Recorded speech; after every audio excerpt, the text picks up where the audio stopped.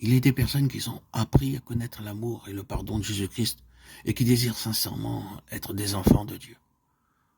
Toutefois, elles voient les imperfections de leur caractère et les insuffisances de leur vie. Elles en viennent à douter de la réalité de leur régénération par le Saint-Esprit. Je leur dirai, ne vous laissez pas abattre. Nous devons souvent nous prosterner aux pieds de Jésus pour y venir pleurer sur nos manquements et nos erreurs. Mais ce n'est pas une raison pour nous laisser aller au découragement. Même si nous sommes vaincus par l'ennemi, nous ne sommes pas repoussés, délaissés ni rejetés par Dieu. Non, non.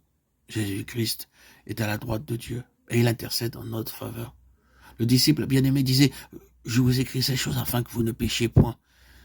Et si quelqu'un a péché, nous avons un avocat auprès du Père, Jésus-Christ le juste. 1 Jean 2:1. N'oubliez pas ces paroles du Sauveur, le Père lui-même vous aime. Jean 16:27. Il désire vous ramener à lui et voir reproduite en vous sa pureté et sa sainteté. Si seulement vous consentez à vous remettre entre ses mains, celui qui a commencé en vous la bonne œuvre la perfectionnera jusqu'au jour de Jésus-Christ.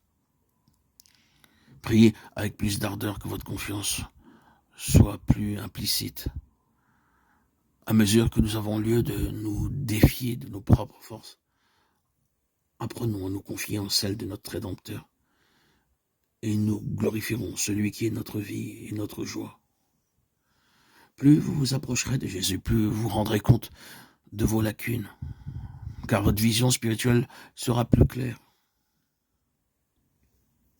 Et vos imperfections offriront un contraste de plus en plus frappant avec la perfection de sa nature. C'est la preuve que les charmes de Satan ont perdu leur puissance et que l'influence vivifiante de l'Esprit de Dieu vous tire de votre léthargie. Un amour profond pour Jésus ne peut pas prendre naissance dans un cœur qui n'a pas un vif sentiment de son péché. Si nous ne voyons pas notre difformité morale, nous avons la preuve indubitable que nous n'avons pas encore discerné la beauté et l'excellence de Jésus-Christ, dont le caractère fait l'admiration de l'âme transformée par la grâce. Moins nous trouverons de choses estimables en nous, plus nous comprendrons la pureté infinie et l'amour de notre Sauveur.